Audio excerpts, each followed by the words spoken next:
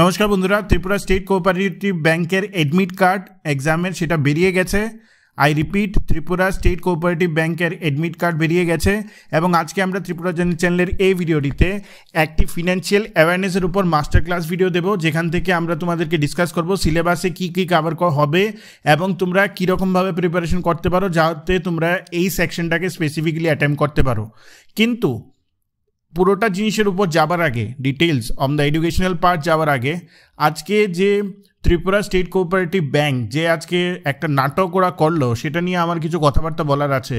তোমরা জানো যে এডমিট কার্ড পাওয়ার পর তো সবার মধ্যে একটা হাহাকার অবভিয়াসলি লেগেছে, কারণ 3, 4 এবং 5 তারিখ অবভিয়াসলি ওদের এক্সামসগুলি হবে ফর দ্য 3 ডিফারেন্ট পোস্ট। এটা good, it is fair enough. যেটা দেখা গেছে যে ছেলেদেরকে মোস্ট অফ দ্য গাইজ ওদেরকে যেটা দেওয়া হয়েছে গুয়াহাটিতে দেওয়া হয়েছে, নট ইভেন গুয়াহাটি হলে তো ঠিক আছে, অনেককে আবার জোরহাট এবং আরও কিছু ভিতরের জায়গাতে দেওয়া হয়েছে যে এডমিট কার্ডের ডিটেলস আমাদের চলে এসছে। এবং মেয়েদের মধ্যেও আই থিঙ্ক 10-20% ওদেরকে গুয়াহাটিতে দেওয়া হয়েছে, বাকিরা আগরতলায় চান্স পেয়েছে। নাও এখন যদি আমরা নেক্সট এই স্লাইডটা দেখি তাহলে তুমি বুঝতে পারো যে যখন রিক্রুটমেন্টটা দেওয়া হয়েছিল, যখন পাবলিশ করা হয়েছিল, তখন আগরতলা সেন্টারই ওরা এক্সক্লুসিভলি মেনটেন করেছিল এবং সেই সেন্টার দেওয়ার জন্যেই কিন্তু এতগুলো ক্যান্ডিডেট কিন্তু অ্যাপ্লাই করেছে ফর দ্যাট পার্টিকুলার 3 পোস্ট। ঠিক আছে, আজকের ডেটে কি দেখা যাচ্ছে যে at least obviously most of the boys, I think all the boys, তারা কিন্তু ত্রিপুরাতে একটাও পায়নি সেন্টার, ওরা কিন্তু সব গুয়াহাটিতে পেয়েছে। এখন সমস্যাটা এটা হলো, টেকনিক্যালি তুমি এটাকে কোনো মতেই চ্যালেঞ্জ করতে পারবে না, কারণ তুমি যদি নিচের পয়েন্টগুলি দেখো, একজন ক্যান্ডিডেট আমাকে টেলিগ্রাম গ্রুপে যেটা পাঠালো সেটা দেখো, ওদের ডিসক্রিশনারি পাওয়ার আছে on the change of centres on the basis of তোমার the total number of candidates. তো এটা হতেই পারে যে টোটাল নাম্বার অফ ক্যান্ডিডেটস এত হাই হয়েছে যার জন্য ওদের কাছে ক্যাপাসিটি নেই, টেকনোলজিক্যাল প্রোয়েস নেই যে পুরোটা এক্সাম আগরতলাতে কন্ডাক্ট করবে। তার জন্যে ওরা গুয়াহাটিতে দিয়েছে এবং নট ইভেন গুয়াহাটি, জোরহাট এবং কিছু জায়গাতে দিয়েছে আই থিঙ্ক, যেটা গুয়াহাটি থেকেও তোমার আই থিঙ্ক 160-170 কিলোমিটার্স তোমার ট্রাভেল করতে হয়। তো that is what I have heard. Now the Tripura state cooperative bank এটা এক্সপেক্ট করে যে একটা ক্যান্ডিডেট 1100 টাকা দিয়ে, অলমোস্ট 1200 টাকা দিয়ে অ্যাপ্লিকেশন ফিল আপ করবে on the basis of the fact যে মানে তোমার লোকেশনটা দেওয়া আছে আগরতলা, এবং ওরা তারপর এক্সপেক্ট করে যে জাস্ট 8 দিন আগে এক্সামের, only 8 days before the exam they have change the venue for a lot of candidates, এবং ওরা এক্সপেক্ট করে যে প্রত্যেকের কাছে এত টাকা পয়সা আছে যে 5000-6000 টাকা দিয়ে ওরা গিয়ে পরীক্ষাটা দেবে। এবং আমি এটাও শুনেছি যে আইবিপিএসের কল সেন্টারে কল করা হয়েছিল, আইবিপিএসের কল সেন্টার বলছে যে ত্রিপুরা স্টেট কোঅপারেটিভ ব্যাঙ্কে এই জিনিসটা ওরা বলেছিল। তো ত্রিপুরা স্টেট কোঅপারেটিভ ব্যাঙ্কই depending on the total number of candidates এই অ্যালোকেশনগুলি করতে ওদেরকে বলেছে। So IBPS is not I mean in a way it is helpless, it is only a recruitment body like আমাদের TPSC, like আমাদের JRBT and all those things.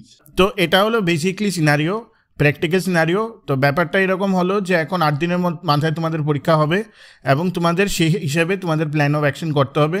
Unfortunately আরেকটা সমস্যা যেটা হয়েছে, যেটা হলো টিএস মেইনসের এক্সামও এটার সাথে কোইনসাইড করছে, কিন্তু কিছুই করার নেই, কারণ IBPS as well as TPSC মানে দুটো বোর্ডের সাথে কোনো রকম মানে ওদের কোনো কোঅর্ডিনেশন নেই, একটা স্টেট বোর্ড একটা সেন্ট্রাল এজেন্সি। তো in that capacity probably we can't do anything. তো এখন অবভিয়াসলি লেট হয়ে গেছে, so now we need to focus on the preparation for Tripura state cooperative bank exam. আজকে প্রথম ভিডিওটা আমরা দিচ্ছি, আমি শুধু হাইলাইট করার চেষ্টা করব টু অল দ্য অথরিটিস যে স্টুডেন্টদের উপর কীরকম প্রেশার এটা আপনারা বোঝার চেষ্টা করেন, and this is not the way that you will conduct an exam. মানে এটা একদম পুরোপুরি খাপছাড়া হয়ে যাচ্ছে। একটা এক্সাম দেওয়ার জন্য যদি একটা ক্যান্ডিডেট, অবভিয়াসলি অনেক ক্যান্ডিডেটের সাথে ওদের গার্জিয়ানরাও অ্যাকম্পানি করবে, 10-12 হাজার টাকা যদি কারোর চলে যায়, দুজনের যদি হোটেল খাওয়া এবং অল দোজ থিংস আমি ভাবি, অনেকের তো অনেক দূরে পড়েছে, দ্যাট ইজ নট রিয়েলি মানে কল্ড ফর, মানে that is totally uncalled for. তো আশা করি তোমাদের ভিডিওটি ভালো লাগবে। Now we will move towards this chapter of financial awareness. Financial অ্যাওয়ারনেসটা আমি তোমাদেরকে বোঝাবার চেষ্টা করছি যে কীরকমভাবে হয়, একদম সিম্পল ওয়েতে। এর আগে আমরা আজকে সিলেবাসটা ডিসকাস করি, সিলেবাস ডিসকাস করার পর আমরা বেসিক ডিটেলসে যাব, ঠিক আছে? তো তোমরা যদি নেক্সট স্লাইডে সিলেবাসটা দেখো, তোমরা যদি অনলাইন এক্সামিনেশন স্ট্রাকচারটা দেখো, এটার মধ্যে অনলাইন এক্সামিনেশন অবজেক্টিভ আর অ্যাসিস্ট্যান্ট ম্যানেজার আই থিঙ্ক এটার জন্যই সবচেয়ে বেশি নাম্বার অফ ক্যান্ডিডেটরা আছে। তো এর মধ্যে দেখো financial awareness and computer awareness আছে 30 মার্কসের, number of question maximum marks 30, এবং অ্যাওয়ারনেস অন ক্রেডিট কোঅপারেটিভ সেটা 10, মানে টোটাল 40খানা কোয়েশ্চেনের জন্য 20 মিনিট টাইম ওরা অ্যালট করেছে। তারপর ইংলিশ ল্যাঙ্গুয়েজ আছে, ওটার জন্য টাইমিং আছে 40টা কোয়েশ্চেন 30 মিনিট, রিজনিং এবিলিটি 40টা কোয়েশ্চেন 35, এবং কোয়ান্টিটিভ অ্যাপটিটিউড 40টা কোয়েশ্চেন 35 মিনিট। তো 160টা কোয়েশ্চেন 120, মানে 2 ঘন্টায় 160টা কোয়েশ্চেন তোমাদের অ্যাটেম্প করতে হবে। এটা অনলাইন ফর্মুলেতে হবে প্রসেসটা, ঠিক আছে। সো সিমিলারলি আমি যদি নেক্সট স্লাইডে যাই, তো বাকি যে দুটো আছে সিলেবাস তুমি দেখতে পারো, সিলেবাস 2, মানে এটার মধ্যে তোমার online examination objective for cash cum general clerk, এটার মধ্যে আবার ফিনান্সিয়াল অ্যাওয়ারনেসটা নেই। এটার মধ্যে কি আছে, computer awareness on credit cooperatives, English composition, reasoning ability, numerical ability, এবং মাল্টিটাস্কিং স্টাফের জন্য শুধু আছে knowledge of English language, numerical ability যেটা 8th স্ট্যান্ডার্ড, জেনারেল অ্যাওয়ারনেস, ঠিক আছে। তো প্রত্যেকটা জিনিসের উপরই আমরা কথাবার্তা বলবো। আজকে আমি ফিনান্সিয়াল অ্যাওয়ারনেসের কথাটা নিয়ে বলছি, কেন বলছি, কারণ দেখো মানে আগের যে স্লাইডটা আমি তোমাদেরকে দেখি যে সেটার মধ্যে দেখো 30 + 10 মানে 40 মার্কসের জন্য ওরা 20 মিনিটস দিয়েছে। এর মধ্যে you can expect around 50 not questions, তো তুমি ফিনান্সিয়াল অ্যাওয়ারনেস থেকে এক্সপেক্ট করতেই পারো। এখন সবচেয়ে আগে আমি বোঝার চেষ্টা করি যে ফিনান্সিয়াল অ্যাওয়ারনেসের মধ্যে কি কি প্রশ্ন আসতে পারে। দেখো basic financial awareness is an important part of banking exams, ঠিক আছে। এখন ব্যাঙ্কিং এক্সামের যে ফিনান্সিয়াল অ্যাওয়ারনেস থাকে এর মধ্যে কীরকম কোয়েশ্চেন আসে, যেগুলো আইবিপিএসের pattern and all those pattern থেকে আমরা বুঝতে পারি, সেটা হলো আমি যদি একদম স্টার্ট করি তাহলে আমাদের স্টার্ট হবে ন্যাশনাল ইনকাম থেকে, ঠিক আছে। জিডিপি, জিএনপি, এনএনপি থেকে স্টার্ট হবে। তারপর basic questions on monetary policy and fiscal policy. Monetary পলিসির পার্ট কী কী, যেমন CRR, SLR, repo, reverse repo, functions of RBI, ঠিক আছে, monetary policy committee, etcetera etcetera, এগুলি থেকে প্রশ্ন আসে। এবং প্রশ্ন কিসে থেকে আসে, ফিসক্যাল পলিসি থেকে আসে, ওটারও কম্পোনেন্টস কী কী, ফিসক্যাল কনসলিডেশন কী, ফিসক্যাল ডেফিসিট কী, এইসব জিনিস নিয়ে প্রশ্ন আসে, ঠিক আছে। পাবলিক এক্সপেন্ডিচার, পাবলিক ডেট কী, এইসব আসে। ট্যাক্সেশন পলিসি নিয়ে কোয়েশ্চেন আসে। অবভিয়াসলি তুমি জানো জিএসটি ইজ ভেরি ইম্পর্টেন্ট, এটা আমি আগে অনেকবার কভার করেছি, তো জিএসটি আমি স্পেসিফিক্যালি এই ভিডিওতে কভার করবো না। Basic questions on banking operation, bank informations, মানে কোন ব্যাঙ্ক, ধরো এইচডিএফসি ব্যাঙ্ক, এসবিআই কবে উপস্থাপনা হয়েছিল, ঠিক আছে, এর এখন মানে লোগো কি, এর এখন মোটো কি, all this things that work out, plus banking operations কী হয়, ডিপোজিট কাকে বলে, কারেন্ট লাইবিলিটি কাকে বলে, কারেন্ট অ্যাসেট কাকে বলে, all this things they may ask you in questions. Basic question from other to taxation, সেটা আমি তোমাদের বলেছি। মিসেলিনিয়াস টপিক আমরা বোঝার চেষ্টা করবো মিসেলিনিয়াস টপিক কী হতে পারে। So now let's first go deep into each and every topic. আমরা বেসিক থেকে স্টার্ট করছি, ওকে। আমি একদম সিম্পলভাবে বলবো। সবচেয়ে আগে তোমাকে একটা কোয়েশ্চেন ওরা জিজ্ঞেস করতে পারে, অপশন দিয়ে দিতে পারে ন্যাশনাল ইনকামটা কি, বা how to calculate national income. তো national income accounting refers to the set of methods and principles that are used by government for measuring production on income, in other words economic activity of a country in a given period of time. যে কোনো একটা কান্ট্রির যে total economic activities, ঠিক আছে, যাতে কান্ট্রির যে গভর্নমেন্ট যে মানে খুঁজে বের করে যে total measurement of production and income, overall composite income, সেটাকে ন্যাশনাল ইনকাম আমরা বলি, উইদিন এ গিভেন পিরিয়ড, মানে ফিনান্সিয়াল ইয়ার, ঠিক আছে, ফিনান্সিয়াল ইয়ারের কথা।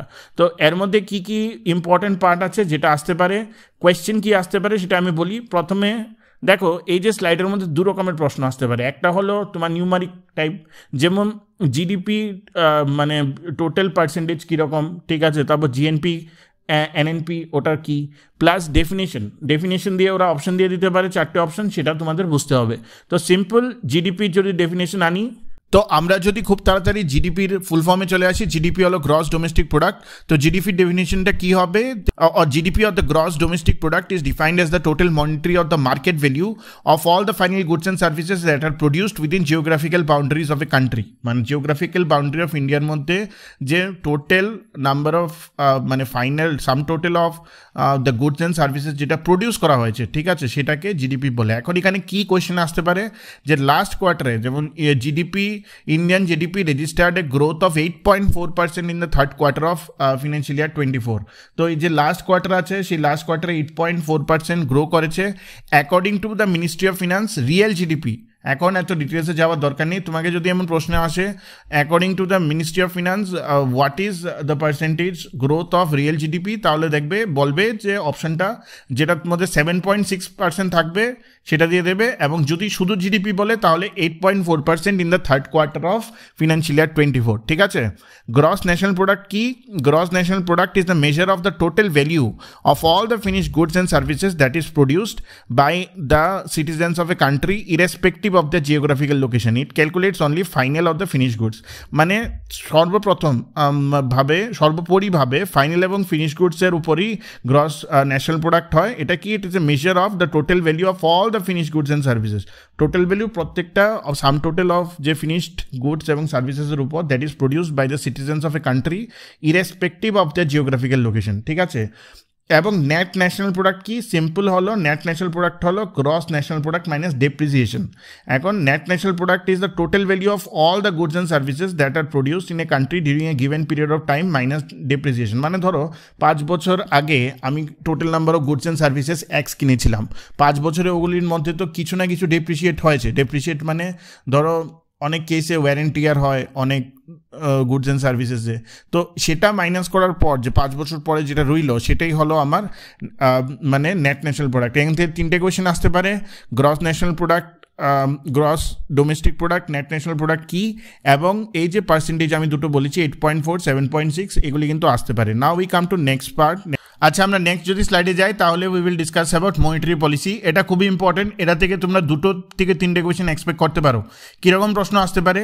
এই যে দেখো এখানে কিছু রেট দেওয়া আছে। প্রথম কোয়েশ্চেন হলো ওরা বলতে পারে প্রথম পার্টের কোয়েশ্চেন এই রেটগুলি কোনটা কী কী, তো সেটা আমি বলে দিচ্ছি, এবং প্রত্যেকটা জিনিসের ডেফিনেশন কী কী ভেরি ইজি, একদম 2 মিনিটে আমি তোমাদের বলে দিচ্ছি। প্রথম কথা হলো ব্যাংক রেট। মনে রাখবে ব্যাংক রেট যদি জিজ্ঞেস করে কত পার্সেন্টেজ তাহলে বলবে 6.75। ব্যাংক রেট কি? The bank rate is the rate of interest which is charged by the central bank while lending loans to a commercial bank. In the event of fund deficiency, a bank can borrow money from the central bank of a country. মানে সোজা কথা হলো ধরো RBI আমাদের central bank, তোমরা জানো RBI function হলো ইট acts as the central bank of the country. তো ধরো আমার আরবিআই নিচে যতগুলি ব্যাংক আছে সবকে আরবিআই গাইড করছে, তো সেই ব্যাংকের যদি কোনো ইন্টারেস্টে কোনো একটা লোন লাগে, ঠিক আছে, সেই ইন্টারেস্ট রেটটাকে ব্যাংক রেট বলা হয়। সেই যদি কোনো ব্যাংকের যদি সেরকমভাবে কোনো লোন লাগে, তো সেই নর্মাল কোর্স অফ টাইমের জন্য, নর্মাল কোর্স অফ টাইম আমি আবার বলছি, যদি লাগে যে ইন্টারেস্ট রেটটা আরবিআই চার্জ করবে লোন দেওয়ার জন্য সেটা হলো ব্যাংক রেট। বুঝতে পারলে? র্যাপো রেটটা কি? এটা প্রথম কথা হলো রেটটা হলো 6.25%। Repo rate is the rate at which central bank of a country or RBI in the case of India lends money to commercial banks in the event of any shortfall of funds. ঠিক আছে, এখন কথা হলো এর যে আমি bank রেটের কথাটা বলছি এটা হলো নর্মাল কোর্স অফ টাইমে যদি কোনো লোন লাগে তাহলে 6.75 দেওয়া হয়, এবং র্যাপো রেট হলো যখন ইমিডিয়েটলি কোনো ফান্ডের দরকার পড়ে, ঠিক আছে, কোনো ব্যাংকের, তখনই আরবিআই সেটাকে করে, ঠিক আছে, দেওয়া হয়। ব্যাপারটা বোঝা গেছে? Repo rate is the rate at which central bank of a country lends money to commercial banks in the event of any shortfall of funds. Repo rate is used by monetary authorities to control inflation. হয়ে গেল। Third পার্টটা কি? Reverse repo rate. এটা just উল্টোটা, 5.75%. Reverse repo rate is the rate at which the central bank of a country, that means RBI in case of India, borrows money from commercial bank within the country. It is the monetary policy instrument which can be used to control money supply in the country. কথার অর্থটা কি? ধরো আরবিআইয়ের তো basically কাজ হলো মানি supply এবং ইনফ্লেশনটা control করা। দুটো পার্ট আছে, একটা হলো আমি মার্কেটে টাকা ঢালবো বা আমি মার্কেটের টাকাটাকে চেক অ্যান্ড ব্যালেন্স করবো, ঠিক আছে, আরেকটা হলো আমি ইনফ্লেশনটাকে কন্ট্রোল করবো, ঠিক আছে। তো রিভার্স রেপো রেট যেটা 5.75%, এটাতে কি হচ্ছে? এটাতে হচ্ছে যে আরবিআই লোন নিচ্ছে ফ্রম দ্য ব্যাঙ্কস, একটা ব্যাংকের থেকে নেয় না, একটা গ্রুপ অফ ব্যাংকের থেকে নেয় যখন দেখে খুব বেশি লিকুইডিটি, মানে মার্কেটে খুব বেশি মানি হয়ে গেছে। এটা তো চেক or control, মনে রাখবে, control the money supply, so which instrument is used by RBI to control the money supply in the country। যখন এরকম একটা প্রশ্ন জিজ্ঞেস করবে তখন তুমি বলবে এটা হলো রিভার্স রেপো রেট, বোঝা গেল।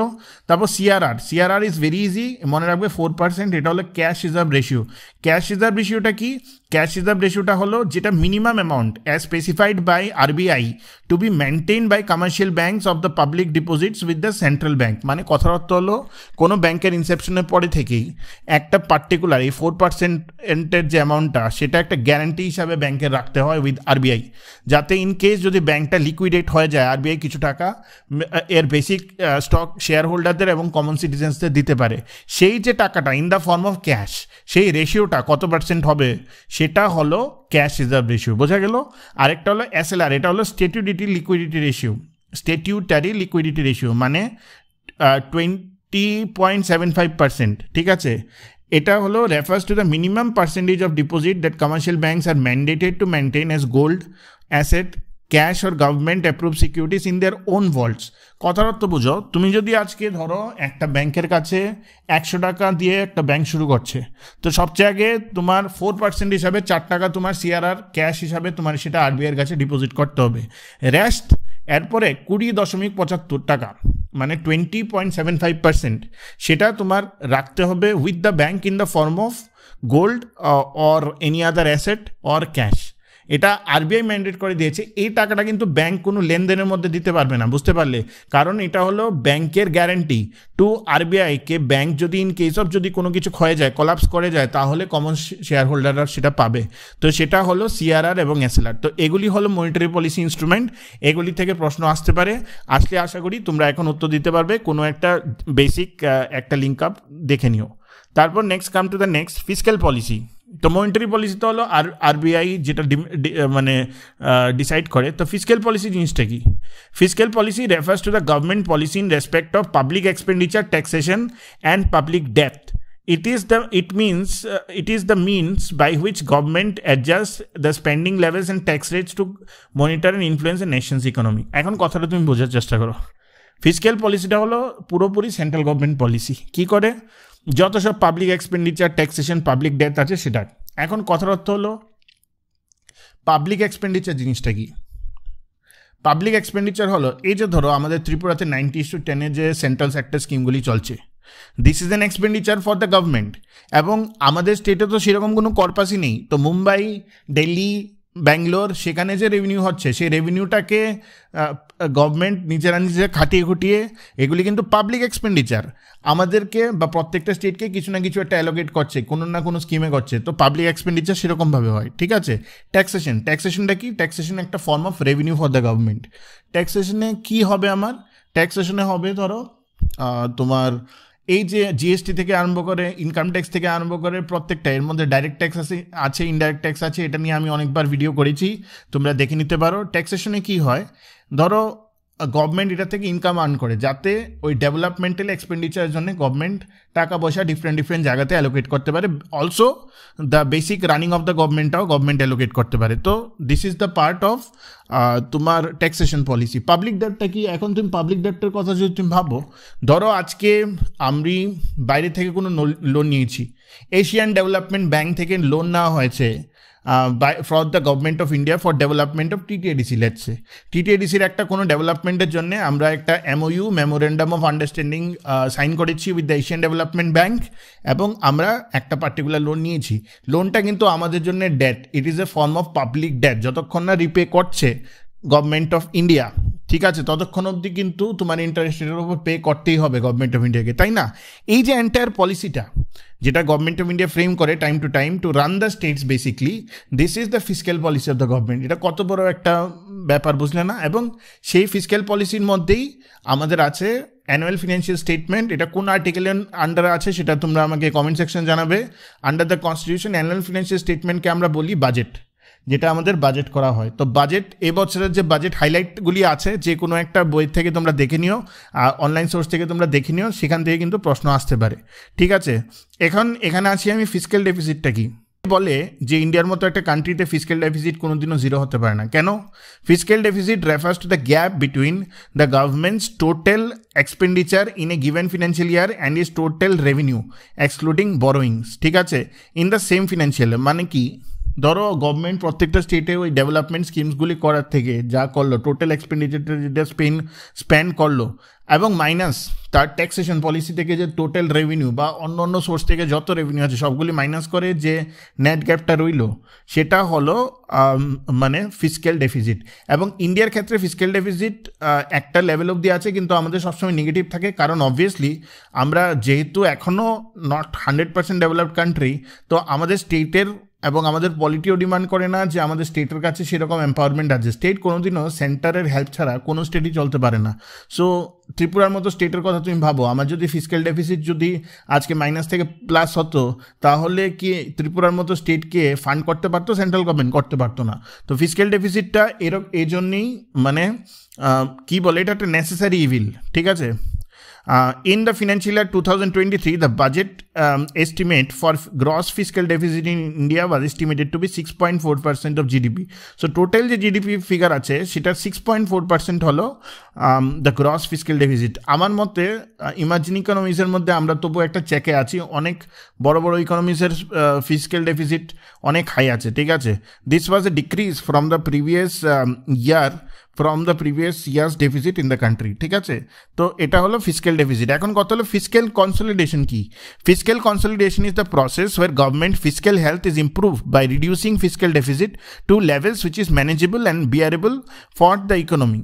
Improved tax revenue realization and better aligned expenditure are important components of fiscal consolidation. এখন কথা বোঝো, এই যে আমি বললাম ফিসক্যাল ডেফিসিটটা 6.4% আছে অফ জিডিপি, এটা যত মিনিমাইজ করতে পারি ওটাকেই ফিসক্যাল কনসলিডেশন বলা হয়। এখন আজকে ভাবো জিডিপি যদি এটা 10%, 12%, 14% চলে যায়, তাহলে উই উইল বি নোওয়্যার। আমাদের পুরো ন্যাশনাল ইনকাম অ্যাকাউন্টিংয়ের 12টা বেড়ে যাবে, আমাদের পারচেজিং পাওয়ার প্যারিটি ইন্ডিভিজুয়ালসদের অনেক কমে যাবে, ঠিক আছে না? তো এই জন্যই গভর্নমেন্ট অফ ইন্ডিয়ার এটাও একটা খুবই ট্রিকি মেজার, যাতে ওরা ফিসক্যাল কনসলিডেশন করে যেখানে ওরা একটা ম্যানেজেবল লিমিটে ফিসক্যাল ডেফিসিটটাকে রাখে, so that they can work on the economic side, মানে expenditure side and as well as the debt side well aligned expenditure. তো এটার মধ্যে কি আছে? এটার মধ্যে আছে হলো ইমপ্রুভ ট্যাক্স রেভিনিউ রিয়েলাইজেশন, যত বেটার ট্যাক্স রেভিনিউ হবে অত বেটার ফিসক্যাল কনসলিডেশন হবে, এবং বেটার অ্যালাইন্ড এক্সপেন্ডিচার, ঠিক আছে। তো এটা হলো মনিটারি পলিসি, ফিসক্যাল পলিসি। আমি আশাবাদী এখান থেকে যদি তুমি পড়ো তাহলে অ্যাটলিস্ট 2-3টে কোয়েশ্চেন এখান থেকে এমসিকিউ অ্যাটলিস্ট আসতে পারে। নাও আরেকটা জিনিস আমি একটু পড়ে নিই, এটা একটু দরকার আছে, যেটা হলো যে রোল অফ আরবিআইটা কি। তো রোল অফ আরবিআই হলো it is the monetary authority, যেটা আমি বলছি ইমপ্লিমেন্টেশন অফ মনিটারি পলিসি করে, মনিটরিং অফ মনিটারি পলিসি করে, ঠিক আছে। Regulator and administrator of financial system, banking সেক্টরের পুরো রেগুলেশন করে, ঠিক আছে। লাইসেন্স ইস্যু করে, তারপর লিকুইডিটি অফ অ্যাসেটস দেখে, ব্যাঙ্ক মার্জার দেখে, ব্যাঙ্কের এক্সপানশন দেখে, ঠিক আছে। ফরেন এক্সচেঞ্জ দেখে, মানে RBI manages the forex reserves of India and issuer of currency. আর Reserve Bank of India is responsible for providing public with sufficient supply of currency notes and coins. তো এগুলি হলো main functions of RBI. একটা কিন্তু question আসতে পারে যে function of RBI এর উপর, ঠিক আছে। সো নেক্সট মানে অপশন দিয়ে আসতে পারে এমসিকিউর মধ্যে। নেক্সট হলো কম্পোজিশন অফ আরবিআই, এটা একটু আমরা দেখে রাখি। The central board consists of governor, 4টে ডেপুটি গভর্নর থাকে, 2জন ফিনান্স মিনিস্ট্রি রিপ্রেজেন্টেটিভ থাকে, 4জন director to represent the local boards headquartered at Mumbai, Kolkata, Chennai এবং নিউ দিল্লি। তো the executive head of the RBI is the RBI governor. তো কে আছে? একজন, 1 + 4 5, 5 + 2 7, 7 + 4 11 মেম্বার্স আর total there in the central board of RBI. এখন হেডকোয়ার্টার্সটা কোথায় সেটা আমাকে তোমরা একবার কমেন্ট সেকশন জানাবে, আরবিআই হেডকোয়ার্টার্স। আরেকটা জিনিস তোমরা পরে রেখো, আমি একটু ব্রিফ দিয়ে দিচ্ছি, সেটা হলো মনিটারি পলিসি কমিটি। মনিটারি পলিসিটা বেসিক্যালি আমাদের ইনফ্লেশনকে চেক করার জন্য করা হয়েছে। MPCs is a committee constituted by central government and led by the governor of RBI. Monetary Policy Committee was formed with the mission of fixing the benchmark policy interest rates, repo rate, ওই যে repo rate এর কথা আমি বলছিলাম, to restrain inflation within the particular target level, ঠিক আছে। তো এটার ফাংশনটা কি, এটা অনেক ভালো ভালো নোট আছে, একটু দেখে নিও, আর রিলেটেড ফিগার যদি কিছু থাকে সেটাও দেখে নিও। Now let us go to some of the important questions that has been asked previously in financial awareness part. তো প্রথম কোয়েশ্চেনটা হলো all the offenses under FEMA are considered to be which type? FEMA হলো foreign exchange management act, ঠিক আছে। Foreign exchange management অ্যাক্টের আন্ডারে যতগুলি তোমার অফেন্স থাকে তোমরা মনে রাখবে সেগুলি হলো civil offence, this are not criminal offences, ঠিক আছে। তো অপশন এ হবে সিভিল অফেন্স, সিভিল অফেন্স। এটা আমি তোমাদেরকে একটা আইডিয়া দিচ্ছি যে কোন কোন কীরকম টাইপের কোয়েশ্চেন আসতে পারে in the part of financial awareness, যাতে তোমরা সেটাকে অ্যান্সার দিতে পারো, ঠিক আছে। নেক্সট হলো what happens when CRR is increase, যখন ওই যে বললাম ক্যাশ রিজার্ভ রেশিও যখন ইনক্রিজ হয় তখন কি হয়, it decreases money supply, it increases demand for money, it decreases inflation, all of the above. Actually এখানে তিনোটাই হবে, এটা ডিক্রিজও করে মানি supply, it increases demand for money, it decreases inflation, মানে এটা ডিক্রিজ করে দেয় ইনফ্লেশনকে, তো প্রত্যেকটা হবে। তারপর এরকম কোয়েশ্চেন আসে, where is central account section of reserve Bank of India located, এটার উত্তর হবে নাগপুরে। নাগপুরে হলো central account section of reserve Bank of India, সেটা লোকেটেড, ঠিক আছে। আমরা যদি নেক্সট যাই, এটা একটা খুবই ইম্পর্টেন্ট কোয়েশ্চেন, এটা অনেকবার এসছে এবং এটা তোমার টিসিএস মেইনসও আসে অনেকবার। Which one of the following is least liquid among the measures of money supply. দেখো আমি এখন মানি সাপ্লাই নিয়ে বলতে গেলে 1 ঘন্টা লাগবে, আমি আগে আরেকটা ভিডিওতে বলেছিলাম, বাট এখন ওটা নিয়ে কথা নেই, বলার মতো সময় নিয়ে 8 দিন আছে আমাদের কাছে। তো মনে রাখবে 4টে পার্ট আছে মানি সাপ্লাইয়ের, M1, M2, M3, M4। যখন তোমাকে বলবে লিস্ট মানে সবচেয়ে কম লিকুইড কোনটা, তখন তুমি ডাইরেক্ট বলে দেবে এটা হলো M4। এবং তোমাকে যদি বলে যে সবচেয়ে বেশি লিকুইড কোনটা, সেটা তুমি বলে দেবে M1। দেখো আমি অ্যান্সারে লিখে দিয়েছি liquidity order, M1, M2, M3, M4, M1 is most liquid, M4 is least liquid. বাস এই প্রশ্নটা আসলে জাস্ট ছাপ্পায় বসিয়ে দেবে। What is the full form of PCA in banking? PCA in banking যেটা কোর ব্যাঙ্কিংয়ের পার্ট, ওটাকে বলা হয় প্রম্পট কারেক্টিভ অ্যাকশন, ঠিক আছে। তারপর যেমন প্রধানমন্ত্রী আই থিঙ্ক জীবন বিমা যোজনা, ঠিক আছে, তারপর অটল পেনশন যোজনা, ঠিক আছে। তো এগুলি কোন বছর হয়েছিল এরকম প্রশ্ন আসে, তো এগুলি হয়েছিল 2015-তে। This are all part of financial awareness. তারপরে আমি যদি লাস্টে চলে আসি, which institution released guidelines for investor protection fund, IPF, and investor services fund, ISF। এখানে 4টে অপশন আছে, RBI, SEBI, PFRDA, নীতি আয়োগ। মনে রাখবে সেবি হবে এখানে, এবং সেবি পরে রাখবে this text care of the capital markets, ঠিক আছে। তো RBI হলো আমরা জানি central bank, SEBI text care of capital markets, PFRDA যেটা হলো it is the primary body for তোমার NPS ন্যাশনাল পেনশন স্কিমের জন্য PFRDA হলো প্রাইমারি বডি। তোমাদের যাদের NPS কার্ড আছে তোমরা দেখবে ওর মধ্যে PFRDA আছে, আন্ডার PFRDA ইস্যু করে ওটা। নীতি আয়োগ তোমরা জানো it's a government think tank, যেটা প্ল্যানিং কমিশনকে রিপ্লেস করেছে। আচ্ছা, courts is the grievance redressal platform of which institution? এটা হলো RBI, SEBI, IRDA, PFRDA, এটার উত্তর হলো SEBI। আচ্ছা, which institution releases revised regulations two streamline the process of one time settlements? এটার উত্তর হবে RBI। ওয়ান টাইম সেটেলমেন্টসের জন্য যারা করে তারা মনিটর করে, এটা হলো রিজার্ভ ব্যাঙ্ক অফ ইন্ডিয়া। তো এরকম টাইপের প্রশ্ন আসতে পারে, ঠিক আছে, in your Tripura state cooperative bank exam in terms of banking awareness. Plus যে এরিয়াগুলি আমি বললাম, I am pretty much sure এখান থেকে 2-3টা কোয়েশ্চেন তো ডেফিনেটলি আসবে, ঠিক আছে। আমরা একটা ফুল লেন্থ মক নেব, আমরা চেষ্টা করছি সেই মকটা নেক্সট উইক নেওয়ার জন্যে, বা দিস উইকেন্ড অনলি। আমি বলেছি টিমকে, দেখি আমি লেটস ফিগার ইট আউট। এই উইকেন্ডে যদি আমি একটা ফুল লেন্থ মক নিতে পারি, so that will be helpful for all of you. I will try my level best to give you a full length mock in the next, let's say not Saturday Sunday, weekend তো চলে এসছে, let's say Monday, Tuesday or something, ঠিক আছে। তো আশা করি ভিডিওটি ভালো লেগেছে, ডেফিনেটলি তোমাদের সার্কেলসে স্প্রেড করো, like, share, subscribe Tripura channel. Thank you.